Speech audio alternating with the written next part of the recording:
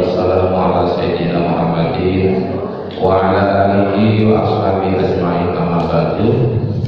Oleh karena itu, sahabat Umar bin Khattab pernah menyatakan ketika sholat tarawih 1 bulan penuh dengan berjamaah itu, Umar bin Khattab menyatakan begini, nikmatil bid'atu hadhi, senikmat-nikmat orang melakukan bid'ah adalah sholat tarawih 1 bulan penuh dengan berjamaah.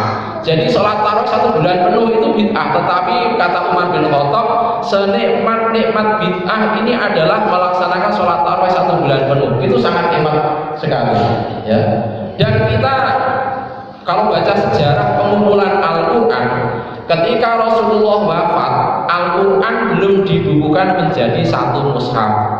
Al-Quran masih berserakan, ada yang ditulis di pelepah kurma, ada yang ditulis di tulang hewan, ada yang ditulis di kulit binatang, ada yang ditulis di batu-batu. Belum dibukukan menjadi 1 mushaf. Maka ketika masanya Khalifah Abu Bakar As-Siddiq, Umar bin Khattab datang kepada Khalifah Abu Bakar As-Siddiq mengusulkan, ya Khalifah, bagaimana seandainya Al-Quran ini dibukukan menjadi 1 mushaf? Loh, kenapa? Karena saat ini ada perang Yamamah. Setelah perang Yamamah ternyata ada orang yang hafal Quran, hafizul Quran, yang gugur dalam perang Yamamah itu jumlahnya 70 orang hafid. Orang hafid 70 perang meninggal dunia. Umar bin Khattab khawatir kalau seandainya nanti orang-orang yang hafal Quran ini meninggal semua, kemudian tidak ada yang hafal Quran, sedangkan Al-Quran belum dibukukan menjadi 1 mushaf. Saya khawatir kalau Quran nanti punah, hilang dari peredaran. Bagaimana ya Khalifah seandainya Al-Quran ini dibukukan menjadi 1 mushaf? Maka jawab Abu Bakar As-Siddiq, Khalifah Abu Bakar As-Siddiq, bukankah ini bid'ah? Rasulullah tidak pernah melakukan membukukan Al-Quran jadi 1 mushaf. Maka kemudian Umar menyatakan, betul ya Khalifah, walaupun ini bid'ah, akan tetapi ini adalah bid'ah yang baik. Walaupun ini Rasulullah nggak pernah melakukan, tetapi kalau kita lakukan, ini adalah perbuatan yang baik, yang manfaatnya besar. Coba bisa dibayangkan, seandainya Al-Quran sampai sekarang ini belum terbukukan menjadi 1 mushaf, kalau kita mau ngaji itu bagaimana caranya? Kita harus nyari pelepah kurma yang ada tulisannya ayat Quran. Kita harus mencari batu, diubek, dibolak-balik, ya. Kita harus mencari tulisan ayat Al-Quran yang tidak urut, suratnya belum urut, ayatnya belum urut. Bahkan saat itu Al-Quran diturunkan kepada Rasulullah itu belum ada titiknya, belum ada sakalnya, sehingga tulisan tabat dengan sabata itu tulisannya sama. Begini longkek 3 ini, tabat dengan sabata itu tulisannya sama. Lah kalau sampai sekarang ini Quran dibiarkan tidak ada titiknya, tidak ada harokatnya, bagaimana bagi orang awam yang membaca Al-Quran? Mesti tidak bisa, apalagi sampai mengkaji isinya, kemudian ingin mengamalkan isinya. Maka usulan Umar bin Khattab untuk membukukan Al-Quran menjadi 1 mushaf kepada Khalifah Abu Bakar ini, akhirnya dengan terpaksa Abu Bakar menerimanya. Ya, kemudian ditunjuklah seorang penulis yang terkenal, yaitu Zaid bin Thabit.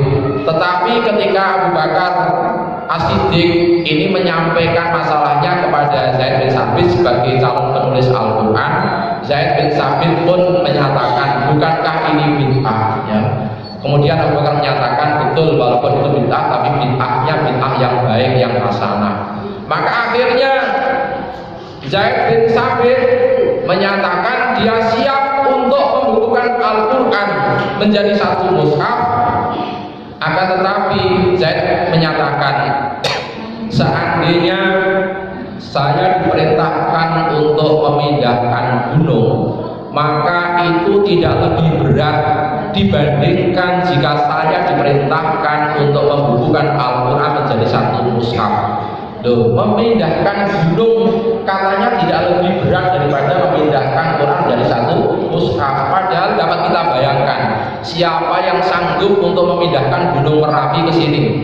Ya, orang satu kecamatan kerja bakti memindahkan Gunung Merapi.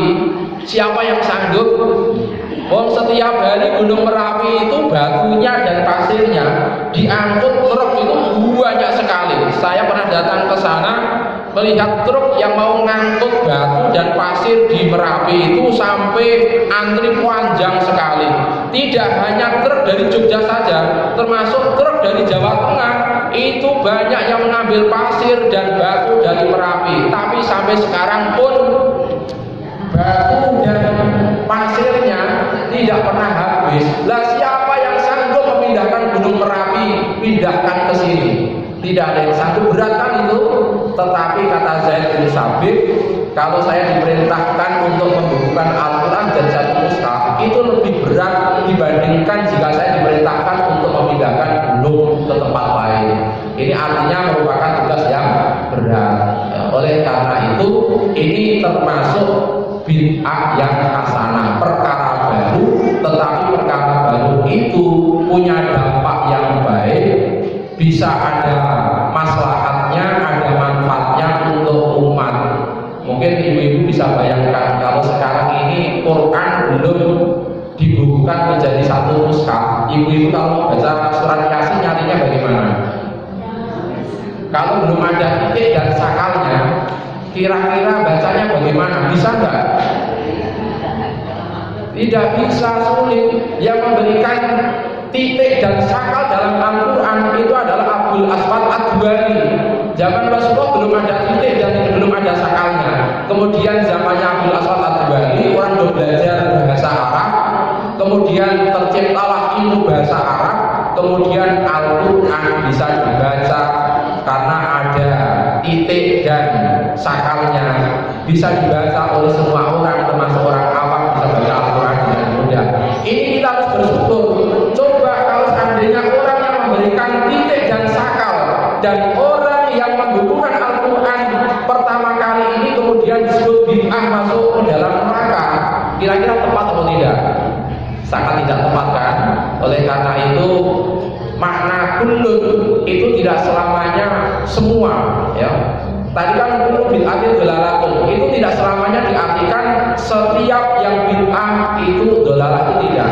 Makna kullun dalam bahasa Arab itu bisa berarti sebagian, ya. Misalnya di dalam Al-Qur'an itu ada ayat wa khalaqal janna min marijin min nar, ya. Allah itu menciptakan jin dan manusia. Allah itu menciptakan jin itu dari percikan api. Padahal pada ayat yang lain, ya, Allah menyatakan bahwasanya segala sesuatu yang hidup itu diciptakan oleh Allah dari air. Ternyata jin diciptakan oleh Allah. Jin itu makhluk hidup diciptakan oleh Allah, tidak dari air, tapi diciptakan dari percikan api, ya. Itu artinya kullun tidak selamanya diartikan dengan setiap atau semua, bisa diartikan dengan sebagian. Dan oleh karena itu hati-hati ketika kita melaksanakan tradisi agama kita yang kadang-kadang sebagian orang memang tidak setuju, termasuk peringatan-peringatan hari besar itu tidak ada.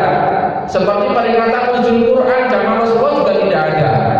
Peringatan Isra Mi'raj zaman Rasulullah juga tidak ada. Peringatan Maulid Nabi zaman Rasulullah juga tidak ada. Kemudian apalagi ulang tahun, ya, ulang tahun zaman Rasulullah juga tidak ada. Tetapi yang namanya tradisi ulang tahun ini hampir sudah menyebar di mana-mana. Tidak hanya di kota saja, bahkan di desa-desa pun orang sudah biasa melakukan ulang tahun.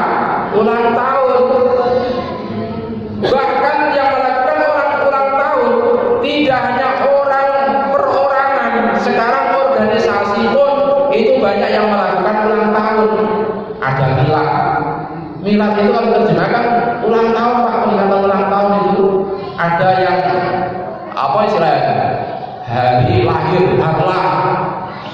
Ada yang hari amal bakti.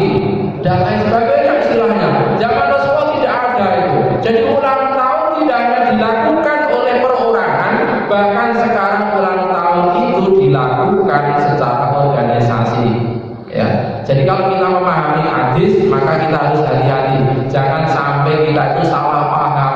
Kemudian kita tidak berani melakukan kegiatan keagamaan.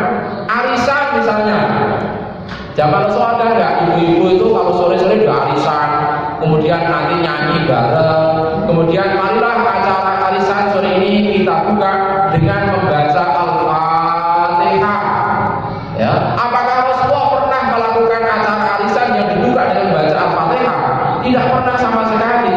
Apakah kemudian membaca Al-Fatihah dalam arisan itu dikatakan dosa? Ya, kalau itu dosa, maka siapa nanti yang masuk surga kalau begitu? Nanti udah masuk neraka semua kalau begitu ya. Nah, kalau begitu bid'ah semua dan masuk neraka semua. Termasuk belajar di pesantren. Rasulullah nggak pernah mau di pesantren. Ya. Sekarang kenapa orang banyak belajar di pesantren? Bahkan di pesantren itu bertahun-tahun, ada yang puluhan tahun tuh. Puluhan tahun pondok di pondok pesantren belajar agama. Ada yang belajar bahasa Arab, belajar tafsir Al-Quran, belajar hadis Nabi, belajar fikih, belajar tasawuf, khusus belajar ilmu-ilmu agama di pesantren sampai puluhan tahun. Kalau ini ditanyakan apakah Rasulullah pernah melakukan itu? Tidak pernah. Apakah itu dosa? Saya jawab mesti tidak. Ini belajar agama untuk mengamalkan nilai-nilai ajaran agama, untuk mengajarkan kepada orang lain, pastinya adalah perbuatan yang baik yang akan mendapatkan pahala dari Allah Subhanahu wa Ta'ala. Kalau bicara tentang belajar, termasuk belajar di SMA, belajar di perguruan tinggi, ada S1, S2, S3, itu nggak pernah dilakukan oleh Rasulullah. Rasulullah hanya menyatakan tolakul ilmi fardhun ala kulli muslimin wa muslimatin.